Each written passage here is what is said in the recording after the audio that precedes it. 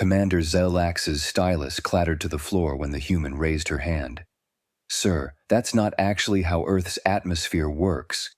The lecture hall, packed with 200 senior cadets cleared for classified Deathworld protocols, went silent. According to YouTube analytics, 98% of viewers are not subscribed. That's a huge number. By subscribing the channel that is completely free, Zyl'ax stared at the small figure in the third row, his respiratory slits constricting. Behind him, the holographic display showed Earth rotating slowly, a blue-green nightmare world that every cadet knew represented the pinnacle of cosmic lethality. The planet so hostile to life that galactic law classified its very existence as Class X restricted information. And a human was sitting in his classroom. "Vexia," Zyl'ax said quietly, not taking his eyes off the girl. "Check enrollment protocols. Now." His teaching assistant's claws flew across her datapad, mandibles clicking nervously. "Sir, she's legitimately enrolled. Emma Johnson, exchange student, xenobiology track, origin listed as classified per Treaty Article 7. Classified per..." Zyl'ax felt his secondary heart skip. Treaty Article 7 only applied to one species. That's the Human Protection Clause. "I know, sir," Vexia's voice pitched higher. "But humans aren't supposed to attend Deathworld protocols. The course material is about their planet," Zyl'ax finished. He looked back at Emma, who had her hand still raised, looking patient and slightly confused. "Ms. Johnson, you're aware this is a classified military briefing on Class X survival scenarios?" "Yes, sir. It's an elective. I thought it would be interesting for my xenobiology degree." She smiled. "But you said Earth's atmosphere is 78% nitrogen and lethal concentrations of reactive oxygen. It's actually 21% oxygen, still high but not like instant death or anything." The cadet sitting next to Emma suddenly stood, chair scraping, then another. Within seconds, half the front row was backing toward the exits. "Everyone remain calm!"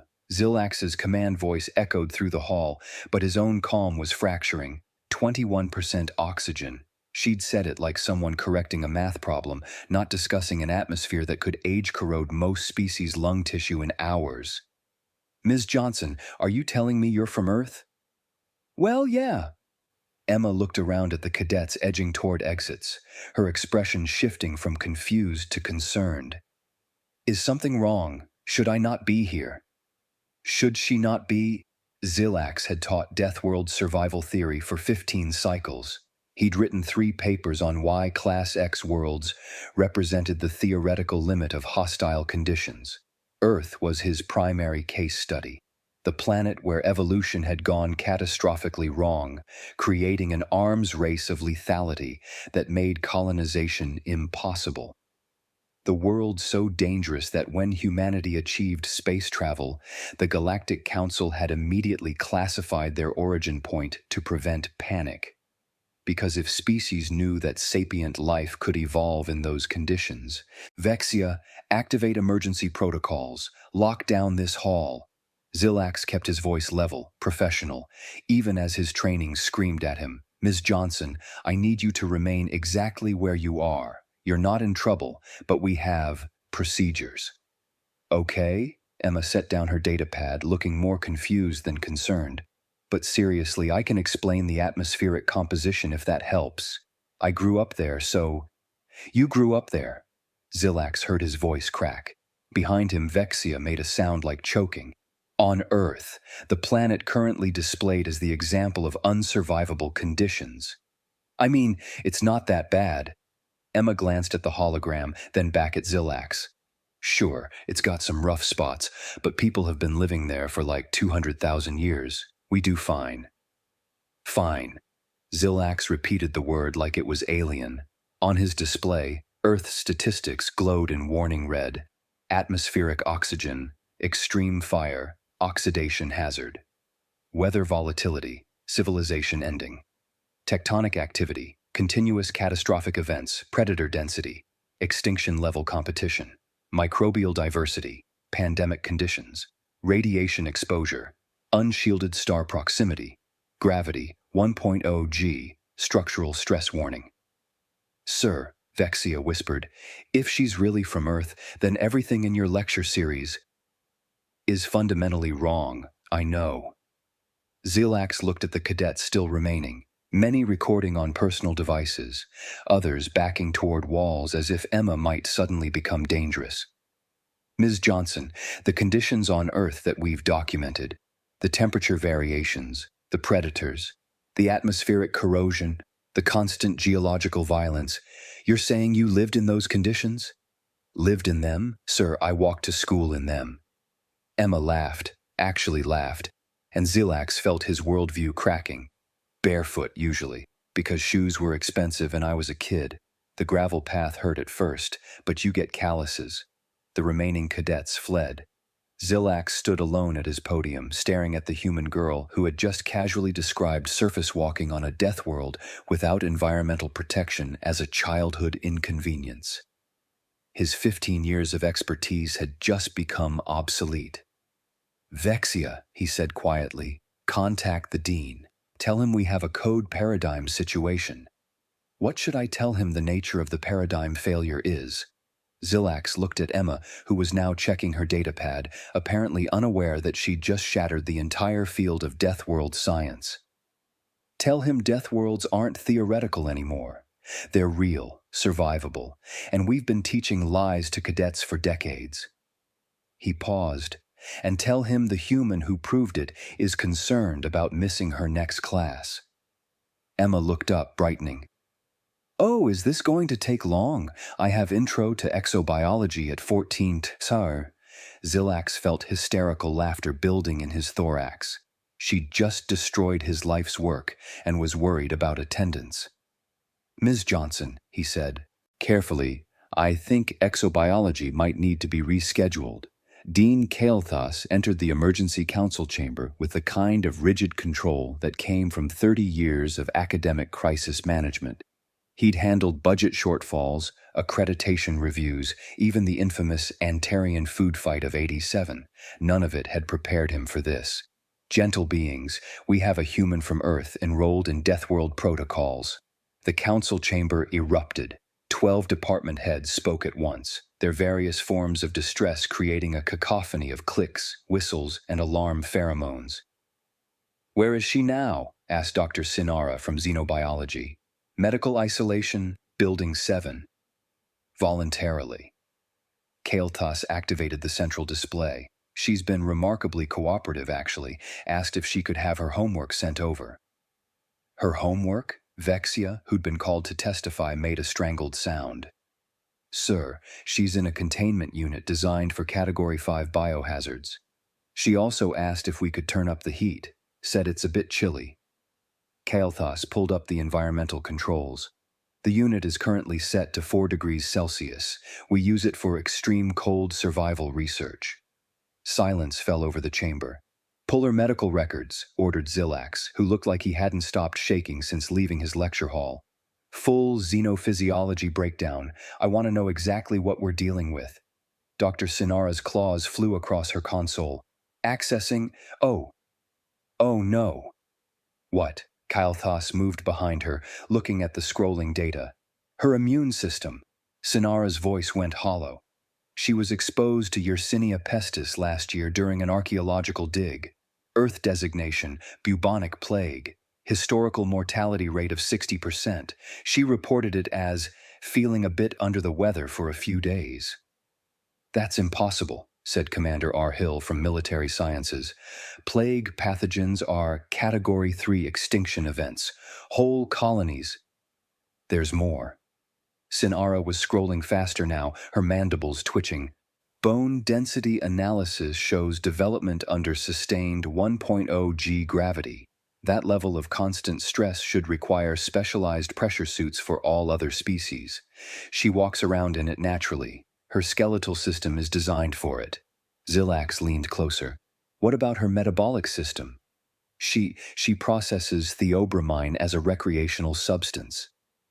Sinara looked up, her compound eyes reflecting genuine fear. That's a universal toxin. It causes cardiac arrest in 14 known species. She consumes it for pleasure in something called chocolate. Ancestors preserve us, whispered Kael'thas. Temperature tolerance, Sinara continued, her voice mechanical now like reading a casualty report. Documented survival range from 15 to 65 degrees Celsius. That's an 80-degree variance. Most species have a safe range of 15 degrees, 20 at most. The data must be wrong, said R. Hill firmly.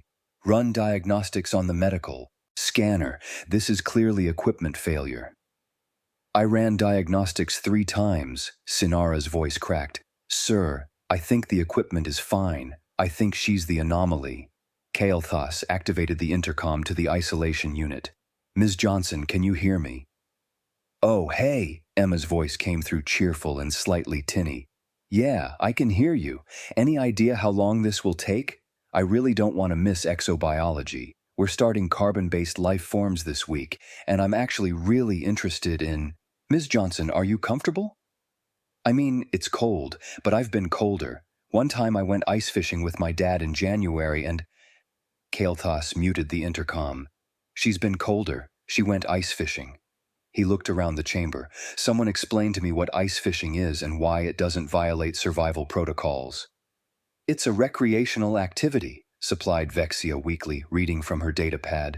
Humans cut holes in frozen water and voluntarily expose themselves to sub-zero temperatures for extended periods. For fun. Get me Jotaro, Kael'thas said. If anyone can make sense of this, it's him. 20 minutes later, Dr. Jotaro materialized via hologram, his crystalline form flickering with agitation. The leading xenobiologist in 3 sectors, he'd literally written the textbook on Deathworld theory. Show me the data, he demanded without preamble. They showed him everything. Emma's medical records, Earth's environmental statistics, the video footage of her casually correcting Zyl'ax's lecture. Jotaro's form dimmed and brightened repeatedly as he processed the information. Atmospheric oxygen at 21%, he muttered. That's a lethal oxidizer. Cellular aging would be accelerated, fire hazards exponential, tissue degradation. She breathes it naturally, Sinara interrupted.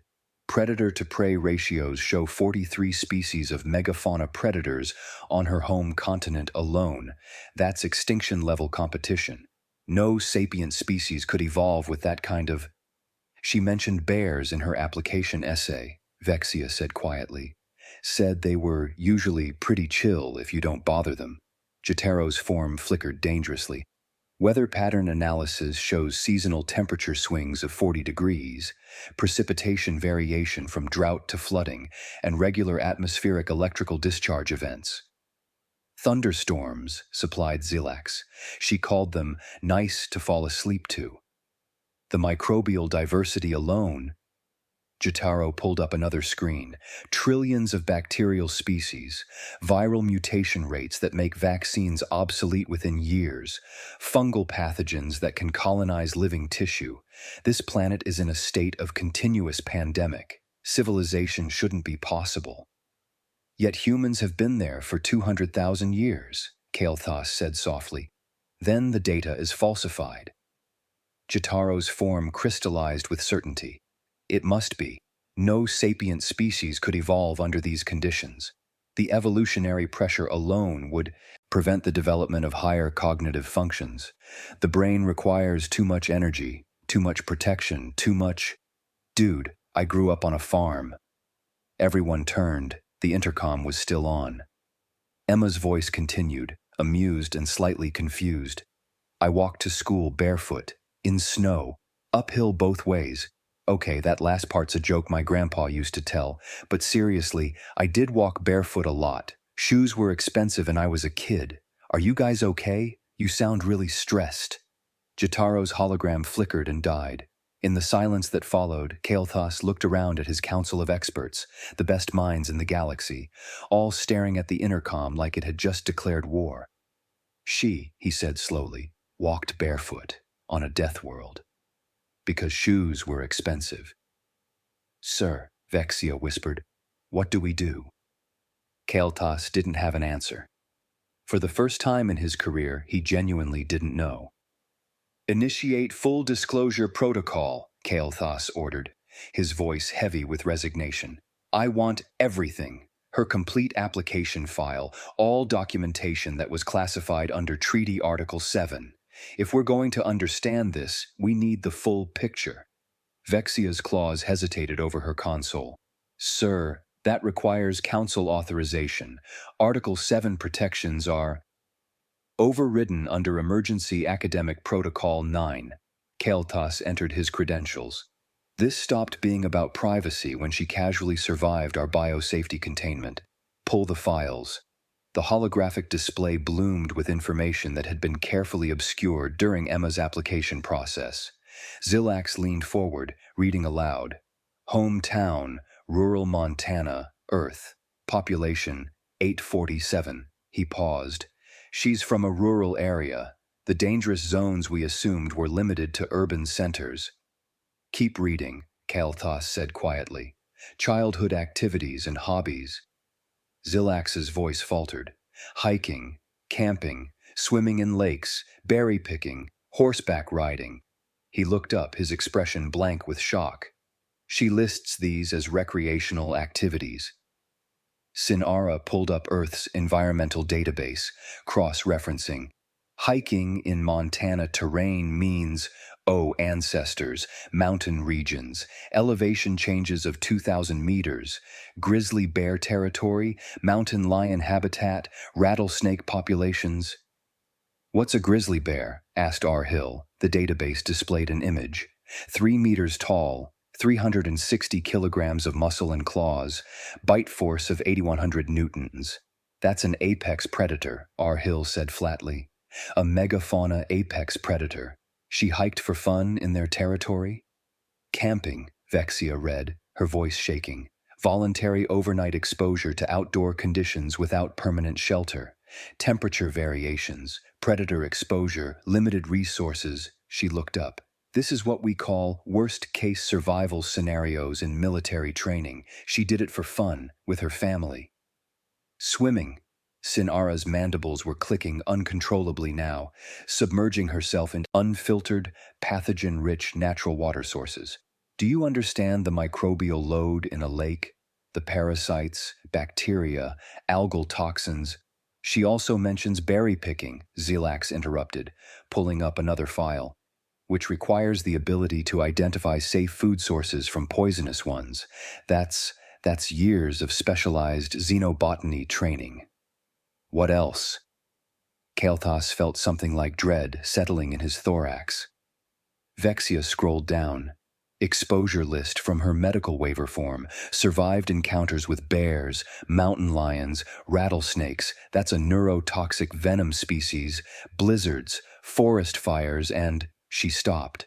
"And what?" "Flash flooding. She was caught in a flash flood at age 7. Water displacement, debris impact, hypothermia risk. She just mentions it as, that time I almost got swept away but grabbed a tree." Rahil stood abruptly. "Run survival probability analysis. I want numbers." Vexia's claws flew across her console. The calculation took 3 minutes, an eternity in processing time. When the number appeared, she stared at it for a long moment before speaking. 0.000003%. That's the probability that an unprotected sapient could survive childhood in those conditions. "And yet," Kael'thas said softly, "she's here." "There's one more thing." Zyl'ax's voice had gone quiet.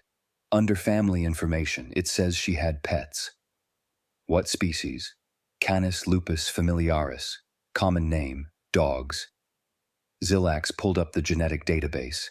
"They're domesticated wolves, descended from apex pack predators, bite force of 1,450 newtons. She kept them in her home."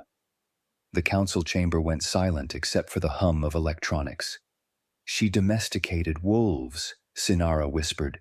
"They domesticated wolves and kept them as companions." "Not just companions."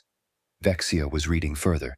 "It says her dog's name was Max. She describes him as a good boy who loved belly rubs. She looked up. They developed emotional bonds with predators. They turned apex hunters into pets. Kael'thas felt his worldview crumbling. Release her from isolation. Bring her here. We need answers, and clearly the medical data isn't providing them. 20 minutes later, Emma walked into the council chamber wearing a borrowed jacket over her standard cadet uniform. She looked confused and a bit concerned. Is everything okay? Did I do something wrong with my enrollment? Ms. Johnson, Kael'thas began carefully, we've been reviewing your background, your childhood on Earth. We need you to understand that what you describe as normal isn't. I mean, I know Earth is different from most planets. Emma shrugged. That's why I wanted to study xenobiology. I think it's cool how diverse life is across the galaxy. Different doesn't begin to cover it, Zyl'ax said. He pulled up her application. You say Earth can be rough. You describe plagues as hard times. You mention surviving a flash flood as a minor, childhood memory.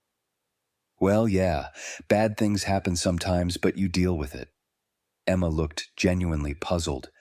My grandma grew up during the Dust Bowl without air conditioning. She turned out fine.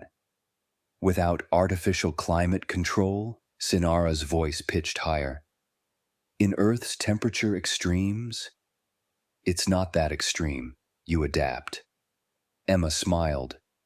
Sure, we have predators and storms and stuff, but we've got bigger brains. We can plan, use tools, work together. Usually works out. Usually? Rahil repeated. I mean, sometimes people die, but that's true everywhere, right? The casual acknowledgement of mortality hung in the air. Can you, Kael'thas said carefully, demonstrate some of these skills you learned? The ones you consider normal? Sure, Emma brightened. Do you have some sticks? I can show you how to start a fire. It's pretty easy once you get the hang of it. Vexia produced 2 pieces of wood from a survival kit. Emma took them, positioned one vertically, and began spinning it rapidly against the other, creating friction. Within 90 seconds, smoke appeared.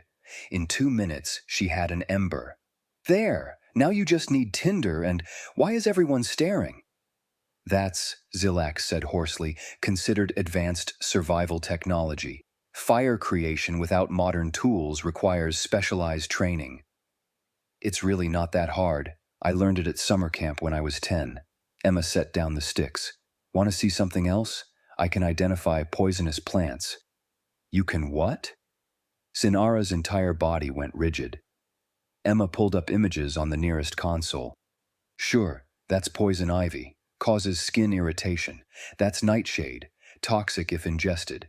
That's hemlock. Super poisonous. Don't touch it. That's a moral mushroom. Totally safe and delicious. You just have to learn the patterns.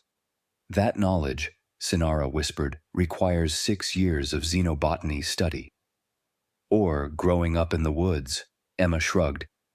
Oh, and I can tell you the weather by looking at clouds. See, high cirrus means rain in 24 hours. Cumulonimbus means thunderstorm, and weather prediction requires sensor arrays. Or Hill's military composure was cracking. Or just eyes? Emma looked around at the assembled faculty. Guys, seriously, are you okay? You seem really freaked out. Zyl'ax stood slowly, his entire body trembling. Ms. Johnson, in your application, you mentioned walking to school. You said you walked barefoot. Yeah, shoes were expensive and I was a kid. The gravel path hurt at first, but you develop calluses. Emma looked down at her feet. Want me to show you? The skin is probably still thicker than— No! Vexia's shout echoed through the chamber. Please don't. We believe you.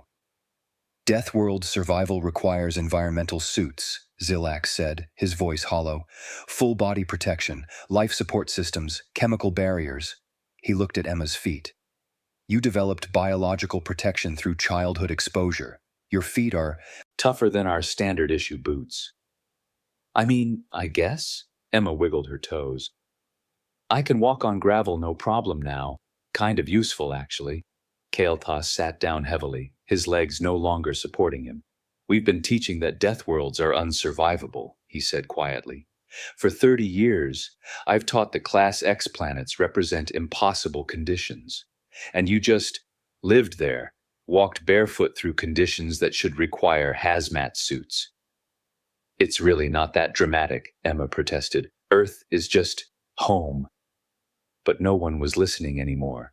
They were all staring at the human who had turned their entire understanding of survival, evolution, and planetary habitability into obsolete theory.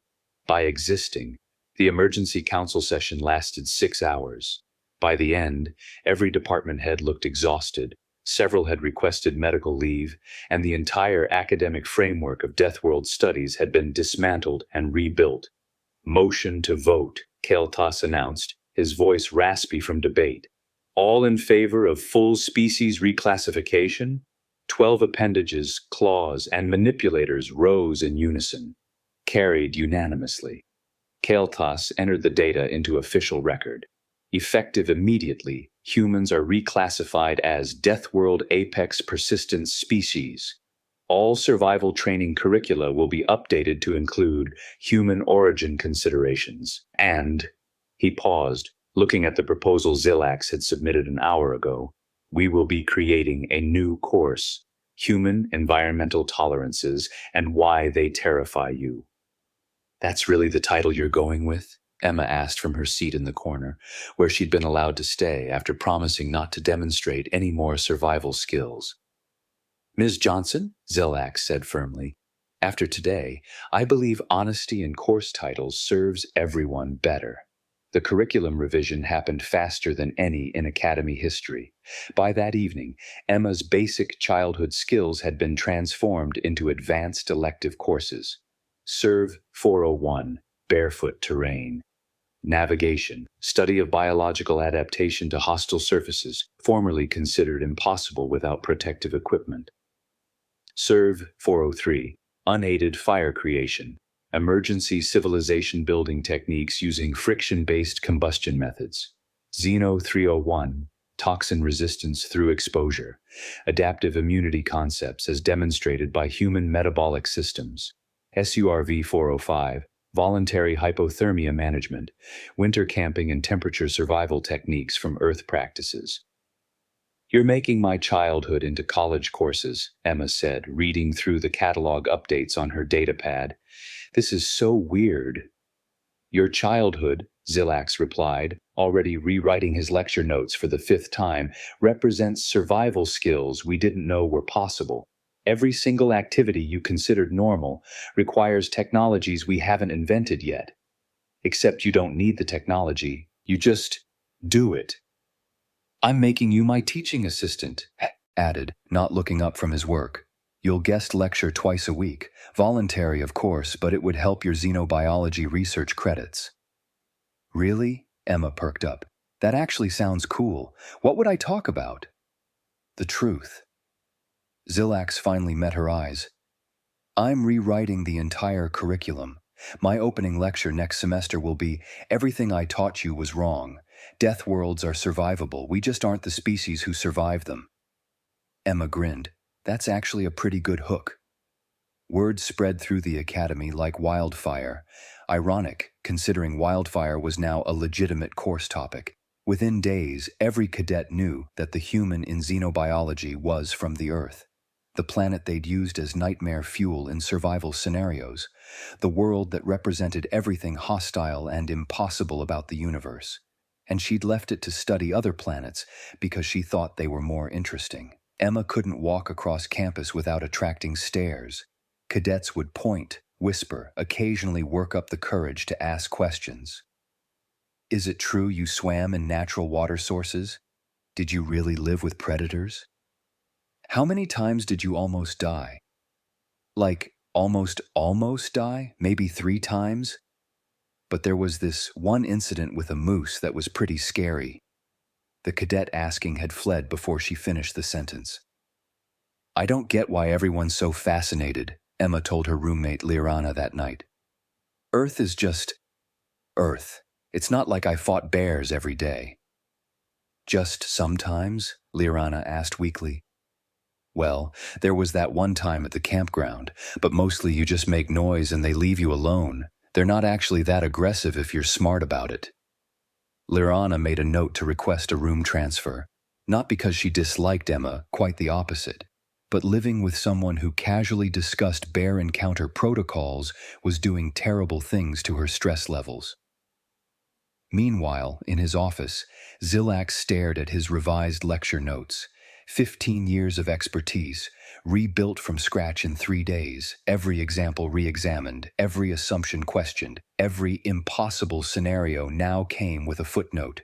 Humans have survived equivalent conditions. C. Johnson, E. Childhood experiences, Montana region.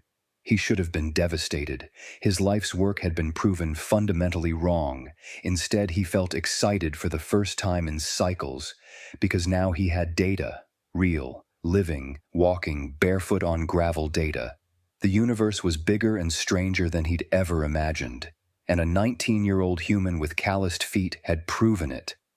His communicator chimed, message from Dean Kael'thas. Galactic Council wants a report on the human situation. How should I begin? Zyl'ax smiled as he typed his response. Tell them Deathworlds are no longer theoretical. Tell them Earth is real, inhabited, and the natives think it's boring. Tell them everything we knew was wrong. And tell them we're going to need a bigger curriculum. 3 weeks later, the semester had found its new rhythm. Emma sat in advanced exobiology, hand raised. Actually, Professor, Earth's ocean trenches go deeper than that. The Mariana Trench is about 11 kilometers down. Professor Zyl'ax paused, stylus hovering. And humans have explored this? Yeah, we sent submarines. Pretty cool, actually. Emma made a note in her datapad. No one argued anymore. They just updated their databases. Zyl'ax's Tuesday lecture had become the most attended course in the academy. Emma stood at the front, holding up ordinary objects, while 200 cadets watched in fascinated horror. These are hiking boots. She set them down with a thump. We call them shoes. You guys are calling them environmental armor, which is honestly hilarious. She held up her water bottle next. Portable hydration. You've labeled it life support system. It's just water. The granola bar got the biggest reaction. High-density survival rations containing processed grains, nuts, and chocolate, which, yes, is still that poison we eat for fun. A cadet in the front row looked faint. Back in her dorm, Emma scrolled through transfer applications while Lirana studied across the room. I'm thinking about applying to that xenobiology program on Kepler 442b, Emma said. Their extremophile research looks amazing. That's a Class C hazard world, Lirana said carefully. Exactly. Actual extremophiles, unique adaptations. Emma's eyes lit up. Earth is so boring. Everything there is just normal. I want to see worlds where things are actually different. Lirana decided not to mention that Kepler 442b's extreme conditions were considered mild by Earth standards. Emma would figure it out eventually. Zyl'ax read Emma's transfer request the next morning, still sipping his stimulant beverage. He got to her reasoning. Earth is boring. I want to see worlds where things are actually different. He laughed, actually laughed, until his thorax hurt and his beverage went cold. She thinks Earth is boring, he said to his empty office. Of course she does. He approved the transfer with a note. Recommend host institution review human safety protocols. Student considers Deathworld conditions normal. Emma left Zyl'ax's office that afternoon, walking barefoot through the climate-controlled corridors, her shoes dangling from one hand. A passing cadet stared. The floors are heated, Emma explained cheerfully. Feels nice. She turned the corner, humming something she'd learned as a kid, completely unaware that behind her, the cadet had pulled out their communicator to update their biology study group. The human's barefoot again. Still don't know how she's alive. Test on Friday still happening? Somewhere in the administrative wing, Kael'thas added another line to his report for the Galactic Council. Humans remain unbothered by their own extraordinariness. This may be their most terrifying trait. And on Earth, in rural Montana, Emma's dad received a message from his daughter. College is great. Learning so much. Also, apparently walking barefoot is weird here. Miss you. M. He read it twice, shrugged, and went back to fixing the fence. The bears weren't going to keep themselves out.